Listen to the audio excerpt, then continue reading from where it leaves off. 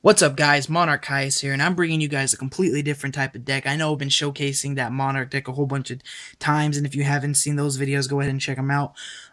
This is my Hope for Escape Exodia deck, probably almost tied for my favorite with Monarchs, just because it's so funny. I love this deck. Really, really good. It's really, really, really good because of the Hope for Escape, which if you don't know what it does, I'll definitely get to that card later in the video. But let's go ahead and jump right into this. So, of course, I run the 5 pieces, and let me get them out right there. And get ready for this, guys. This is a big disappointment, but that common, though.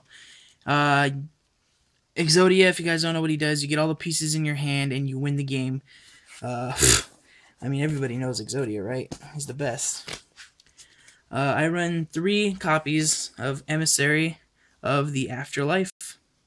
Now, what this card does is when it leaves the field or to the graveyard, you get to add a level 3 or lower normal monster from your deck to your hand. So, just the limbs, not the head.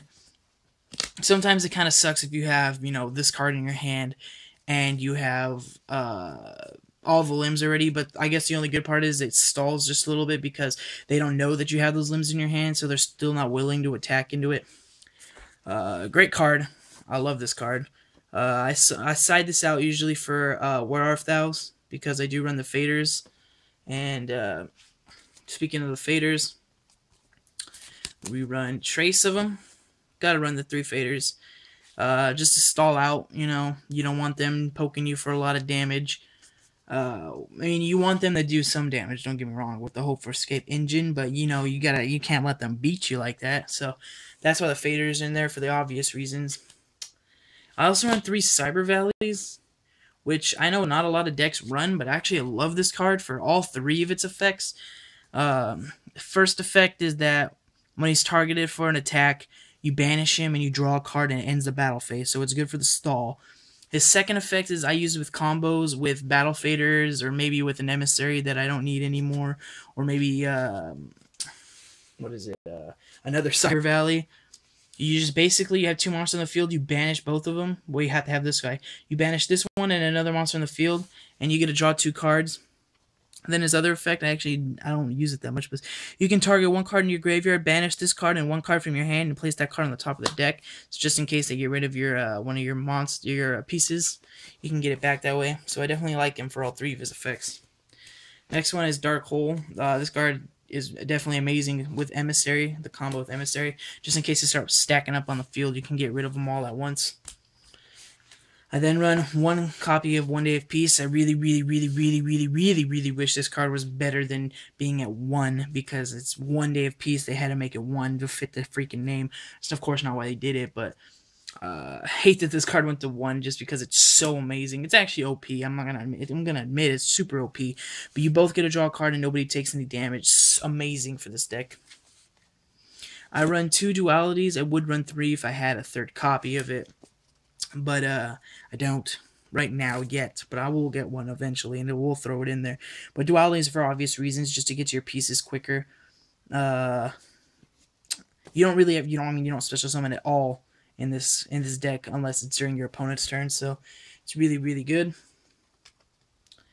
Run 3 copies of Upstart Goblin. Upstart Goblin is especially good in this version of the Exodia deck because not only are you drawing a card, but you're giving your opponents life points, which is exactly what you want to do in this deck. If your opponent plays like a Thought Rule Archfiend or whatever, it's just, I guess not really, unless they're destroying your emissaries, which is just sick. But this card is just super sick. Draw 1 card and you gain a life point, or your opponent gets life points for your Hope for Escapes, which are right here. Hope for Escapes, 3 of them. Now, what Hope for Escape does is you activate it only if your life points are at least 1,000 higher than hold up, let me read this again, I'm sorry. Activate only if your opponent's life points are at least 1,000 higher than yours. Pay 1,000 life points, draw 1 card for every 2,000 points difference between your life points and your opponent's. Sorry, I'm reading these upside down, so it's a little bit difficult, but basically, with gift cards and upstarts and the damage you're taking, This card is just absolutely amazing. You're just getting so much draw power off this card. Especially since if you can make it, allude to them that it's not an Exodia deck before you play this card or a bunch of other cards, then they start attacking you, decently. This card becomes even more powerful. So this card is extremely good in this deck. Basically, it actually is the entire engine of this deck. Next, 3 Reckless Greeds. For me personally, I never activate 1 Reckless Greed by itself. I rarely even activate 2 at a time.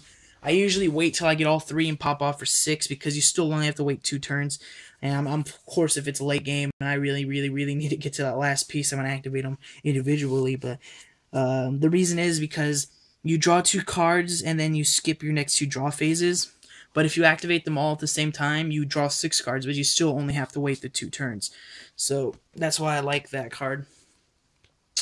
Then I run 3 of the Legacies of Yatagarasu. Just your basic draw power. It's like Jar of Greed, basically. Just, it's a bird. I guess it's better than Jar of Greed just by the fact that if they somehow... Not a lot of people do it, but if they have a spirit monster on their side of the field, you activate this, you get to draw 2 cards instead of the 1. So that's what gives it the little tiny advantage over Jar of Greed. But yeah, so Yatagarasu, broken ass card, and thank God that card's banned. But anyway, 3 Jar of Greed, just the most basic draw power there is. You activate and draw a card.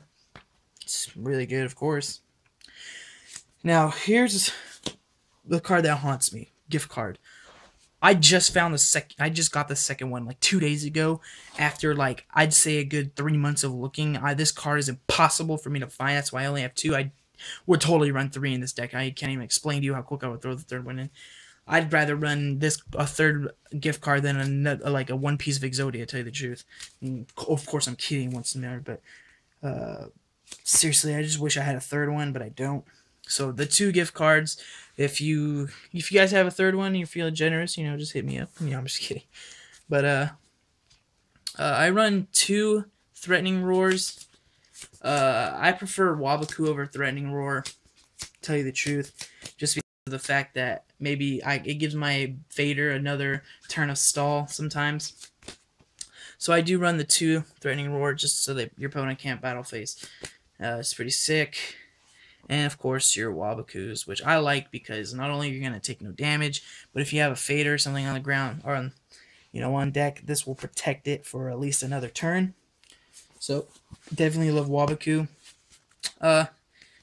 For the final, I guess, point of this deck is the fact that you can side in self-destruct button, which is ridiculous. So, if you're in a tournament... Now, I actually might not be correct on this. This is just how I've always viewed it. If you win with Exodia Game 1 and you side in your self-destruct button decks for Game 2, and you draw, and then in Game 3 you draw again, I believe, I'm not 100% on this, so if I'm wrong, go ahead and tell me. But I believe if you win Game 1, draw Game 2, and draw Game 3, you win the match because you won the first game, and then the rest of the ones went to a draw, so it's whoever won the first match. Once again, I'm not 100% on that, but... That's how I always done it. I've actually never done it because I think I've used this deck in a tournament once, and that was before I had half of these cards. So it was definitely an awful deck. I just was excited I had Exodia, so I threw together a bunch of random-ass cards.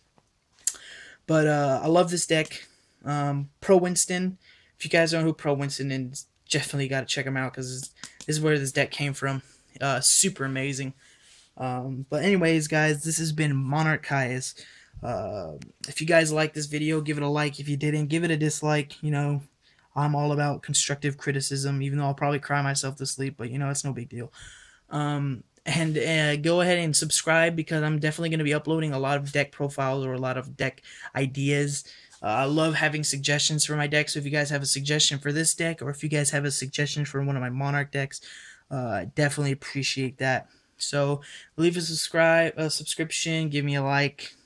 I'm just a whore like that. No, I'm kidding. But yeah, this has been Monarch Caius, guys, and peace.